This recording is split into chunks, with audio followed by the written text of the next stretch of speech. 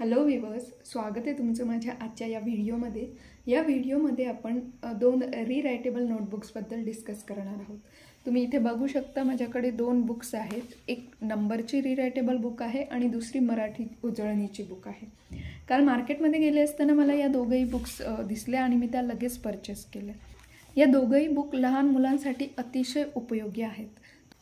तुमच्याही घरात जर LKG, UKG, फर्स्ट सेकंड स्टँडर्डचे लहान मुलं असतील तर त्यांच्यासाठी ह्या अशा टाईपचे रीरायटेबल नोटबुक्स ह्या खूप उपयोगी असतात. तुम्ही अशा टाईपचे रीरायटेबल बुक्स घेऊन लहान मुलांकडनं प्रॅक्टिस करून घेऊ शकतात. तर आजच्या या व्हिडिओमध्ये आपण याच बुक्सबद्दल डिटेलमध्ये डिस्कस करणार आहोत. या व्हिडिओमध्ये आपण जाणून घेणार आहोत की ह्या ज्या रीरायटेबल बुक्स असतात त्या यूज कशा करायच्या आणि लहान मुलांसाठी त्या किती उपयोगी असू शकतात हे आपण या व्हिडिओमध्ये बघणार आहोत. इथे माझ्याकडे दोन बुक्स आहेत. पहिली ही नंबरची बुक आहे आणि दुसरी ही मराठी उजळणीची बुक आहे. दोघंही बुक लहान मुलांसाठी खूप उपयोगी आहे. खास करून नंबर लिहिताना आणि मराठी अक्षरं लिहिताना मुलांना खूप अडचणी येतात. तर अशा टाईपच्या जर रीरायटेबल बुक्स आपल्याकडे अवेलेबल असल्या तर मुलांची चांगली प्रॅक्टिस होऊ शकते. आपण इथे एक एक करून ह्या बुक्सबद्दल डिस्कस करूयात. सुरुवातीला आपण ह्या नंबरच्या रीरायटेबल नोटबुकबद्दल डिस्कस करूयात. रीरायटेबल बुक म्हणजे काय? अशी बुक ज्याच्यावर आपण पुन्हा पुन्हा लिहून प्रॅक्टिस करू शकतो. एकदा लिहायचं, ते इरेज करायचं आणि पुन्हा त्याची प्रॅक्टिस करायची, पुन्हा लिहायचं, पुन्हा इरेज करायचं, असं आपण नंबर ऑफ टाईम्स लिहिण्याची प्रॅक्टिस करू शकतो. त्याला रीरायटेबल नोटबुक असं म्हटलं जातं. तर इथे नंबरची बुक माझ्याकडे आहे. ही जी बुक आहे याच्यावर तुम्ही बॉलपेन किंवा पेन्सिल यूज नाही करू शकत. त्याऐवजी तुम्ही जेल पेन यूज करू शकता, स्केच पेन यूज करू शकता, क्रेयॉन्स पण यूज करू शकतात. एकदा व्यवस्थित लिहायचं आणि इरेज करताना सिम्पल तुम्ही इरेझर यूज करा किंवा एक स्वच्छ कापड यूज करून ते इरेज करू शकता आणि पुन्हा लिहू शकता. आता इथे मी तुम्हाला दाखवते. ही जी रीरायटेबल बुक आहे, नोटबुक आहे, याच्यामध्ये 1 to 20 नंबर्स तुम्हाला दिलेले आहे. सगळ्यात आधी आपण फर्स्ट पेज बघून घेऊयात. फर्स्ट जे पेज आहे ते लहान मुलांसाठी अतिशय उपयोगी मला वाटलं.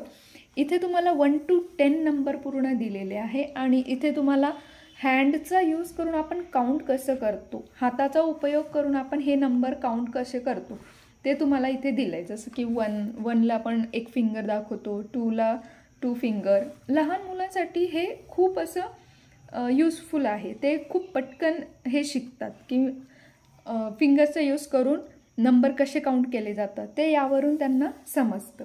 त्यानंतर नेक्स्ट पेज जर तुम्ही बघितलं तर इथे तुम्हाला 1 to 20 नंबर दिले. पुढच्या पेजेसवर पण नंबर आहेत. तर इथे तुम्हाला नंबरही दिलेला आहे आणि त्याची स्पेलिंग पण दिलेली आहे. शिवाय त्याच्यासमोर तुम्ही त्याची प्रॅक्टिस करू शकता. तुम्हाला इथे 3 लाईन्स दिलेल्या आहे प्रॅक्टिससाठी. इथे तुम्हाला हे नंबर्स गिरवायचे आहे. ऑलरेडी काही नंबर तिथे लिहून दाखवले, त्याच्यावर तुम्हाला गिरवायचे आणि पुढचे तुम्ही लिहू शकतात. हे पण रीरायटेबल आहे. एकदा पूर्ण लिहायचं, इरेज करायचं आणि पुन्हा तुम्ही लिहू शकता. असं नंबर ऑफ टाईम तुम्ही एका नंबरची प्रॅक्टिस करू शकतात. आणि असे इथे 20 नंबर दिले विथ स्पेलिंग. नंबर पण दिले, त्यांच्या स्पेलिंगही दिले आहे, शिवाय प्रॅक्टिससाठी जागाही दिलेली. मी तुम्हाला इथे दाखवते. पूर्ण 20 नंबर्सपर्यंत तुम्हाला इथे नंबर दिलेले आहे प्रॅक्टिससाठी.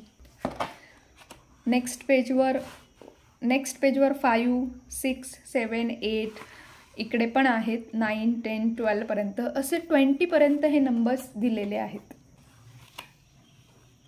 इथे 13, 14, 15, 16 इथे बघू शकता तुम्ही. लास्ट नंबर हा 20 आहे. 20चे पण इथे स्पेलिंग दिलेले आहे.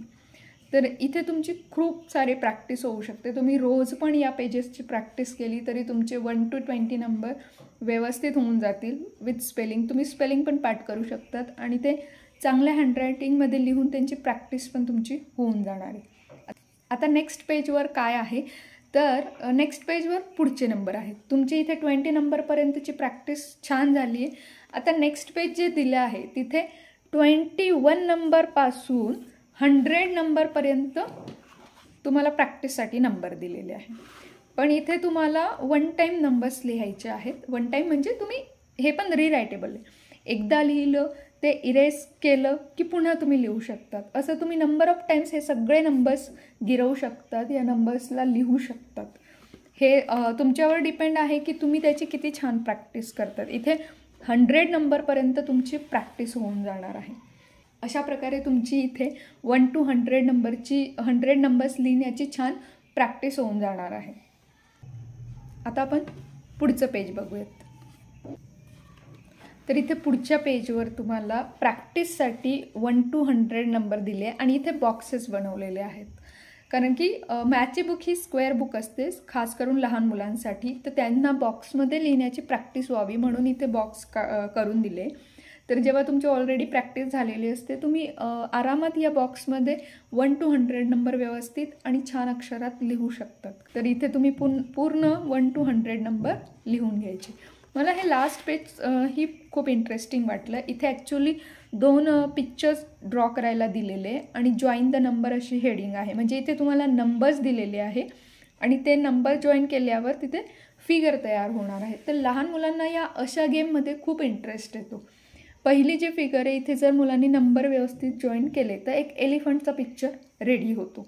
तसंच इथे सेकंड पिक्चर पण आहे. इथेही सेम नंबर जॉईन करून कुठला पिक्चर तयार होतोय ते तुम्हाला चेक करायचं आहे. तर याचा आन्सर तुम्ही मला कमेंटमध्ये सांगा की इथे हा कोणता पिक्चर तयार होणार आहे. बरेचसे नंबर दिले, फक्त ते नंबर्स इक्वली तुम्हाला जॉईन करायचे आहे. सिक्वेन्समध्ये सगळे नंबर्स जॉईन करायचे आणि एक पिक्चर रेडी होणार आहे. तर तो पिक्चर कसला असणार आहे ते मला कमेंट करून नक्की सांगा. आणि यानंतर लास्टचं जे पेज आहे हेही उपयोगी आहे. इथे जे हे लास्टचं पेज आहे हे सुद्धा खूप उपयोगी आहे. इथे पण 1 to 20 नंबरच्या स्पेलिंग दिलेल्या आहेत. मुलांच्या पाठांतरणासाठी पण ह्या उपयोगी आहेत. शिवाय इथे 4 लाईन्समध्ये स्पेलिंग कशा लिहिल्या जातात ते पण व्यवस्थित दाखवलेलं आहे. हे पण आपण मुलांना शिकवू शकतो, खास करून लहान मुलांना. इथे लिहून दाखवलेलं आहे की जे कॅपिटल लेटर्स असतात ते जेव्हा आपण 4 लाईनमध्ये लिहितो तर सुरुवात ही वरच्या रेड लाईनने करायची असते आणि सेकंड ब्ल्यू लाईनपर्यंत आपलं कॅपिटल लेटर लिहायचं असतं. इथे तुम्ही बघू शकता सगळे कॅपिटल लेटर तसेच लिहिले.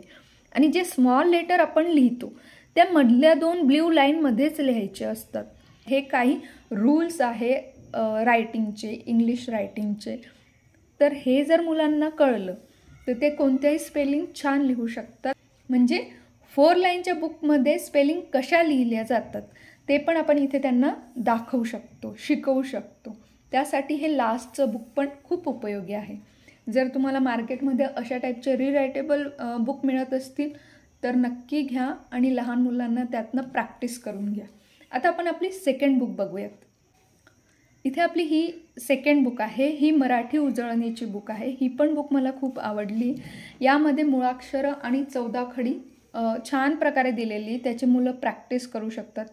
लहान मुलांना खास करून मराठी लिहिताना खूप अडचणी येतात. व्यंजन स्वर लिहिताना त्यांचे हात वळत नसतात. तर अशा टाईपच्या रिरायटेबल नोटबुक असल्या तर मुलांची चांगली मदतच होते. आता याच्यामध्ये मुळाक्षर आणि 14 खडी सर्व डिटेलमध्ये दिलेलं आहे. मी तुम्हाला व्यवस्थित इथे एक्सप्लेन करून दाखवते. ही पण सेम रिरायटेबल बुक आहे. तर इथे तुम्ही स्केच पेन किंवा जेल पेन वापरू शकतात. इवन कलर खडू म्हणजे तुमचे क्रेयॉन्स तुम्ही इथे यूज करू शकता. फक्त पेन्सिल किंवा पेन यूज करायची नाही आहे. आणि जे काही तुम्ही लिहिलेलं आहे ते जर तुम्हाला पुसायचं असेल, इरेज करायचं असेल तर एकतर इरेझर यूज करा किंवा एक स्वच्छ कापड घेऊन त्याच्याने पण तुम्ही ते इरेज करू शकता आणि पुन्हा लिहू शकता. तर आता ही जी मराठीची बुक आहे हिचं आपण पहिलं पेज बघूयात. इथे बघू शकता तुम्ही पहिलं पेज. इथे अ पासून आहापर्यंत म्हणजे सगळे हे स्वर दिले. अ, आ, ई, ई, उ, उ असे सगळे स्वर तुम्हाला इथे दिलेले आहे. आणि त्याच्यासमोर ऑलरेडी काही स्वर तुम्हाला लिहून दिले, याच्यावर फक्त तुम्हाला गिरवायचं आहे. आणि त्यानंतर सेकंड लाईन तुम्हाला लिहिण्यासाठी दिली. जे तुम्ही हे इथे गिरवलेलं आहे तेच तुम्हाला परत इथे लिहायचं आहे. आणि हे असं 2दा रिपीट केल्यावर तुम्ही पुन्हा सगळं इरेज करून पुन्हा लिहू शकता. तर असे नंबर ऑफ टाईम तुमची प्रॅक्टिस होणार आहे. जसं अ लिहिलं आहे तसंच तुम्ही आची प्रॅक्टिस करू शकतात, ईची प्रॅक्टिस करू शकतात. म्हणजे इथे सगळ्या स्वरांची प्रॅक्टिस तुमची व्यवस्थित होऊन जाणार आहे. 2 वेळेस तुम्हाला इथे लिहायला जागा दिली आहे म्हणजे एका स्वराची तुमची 2 टाइम्स प्रॅक्टिस किंवा तुम्ही जितक्या वेळेस लिहू शकता तितक्या वेळेस तुमची ही प्रॅक्टिस होऊ शकते. तर इथे स्वर दिले आहे. आता आपण पुढचं पेज बघूयात. पुढच्या पेजवर सर्व व्यंजन आहेत. इथे तुम्ही बघू शकतात क, त्याच्यापासून सुरू होणारा शब्द, त्यानंतर पिक्चर, तसंच स्वरमध्ये पण दिलं आहे. मी तिथे तुम्हाला सांगायला विसरली. हे जे स्वरचं पेज आहे इथे तुम्हाला त्या स्वरपासून सुरू होणारा शब्द, त्याचा पिक्चर तेही दिलेलं आहे, म्हणजे मुलांना हे लवकर कळतं. अ पासून कुठला शब्द तयार होतो, आ पासून कुठला तयार होतो, हे मुलांना लगेच पिक्चर बघून कळतं आणि शिवाय ते लिहायलाही तसं सुरुवात करतात. आता पुढचे आहे व्यंजन. व्यंजनमध्ये पण तेच आहे की व्यंजनपासून सुरू होणारा शब्द दिला आहे, पिक्चर दिलं आहे आणि त्याच्यासमोर काही व्यंजन ऑलरेडी त्यांनी काही व्यंजन दिलेले आहे, त्याच्यावर फक्त मुलांना गिरवायचं आहे आणि सेकंड लाईनमध्ये मुलांना प्रॅक्टिस करायची. तर अशा प्रकारे बऱ्याच वेळेस मुलांनी जर प्रॅक्टिस केली तर त्यांचं हँडरायटिंग इम्प्रूव्ह होणार आहे आणि त्यांना व्यंजनची पण चांगली प्रॅक्टिस होते, त्यांना व्यंजन कळायला लागतात. हे फर्स्ट सेकंड स्टँडर्डसाठी खूप उपयोगी बुक मला वाटतं आहे. इथे तुम्हाला सर्व क पासून न्य पर्यंतचे सर्वच व्यंजन दिलेले आहेत.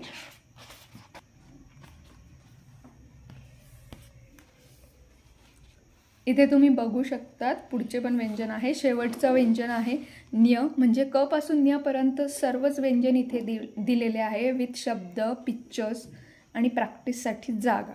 त्याच्यानंतर पुढे आहे 14 खडी. पुढच्या पेजवर आपण बघूयात.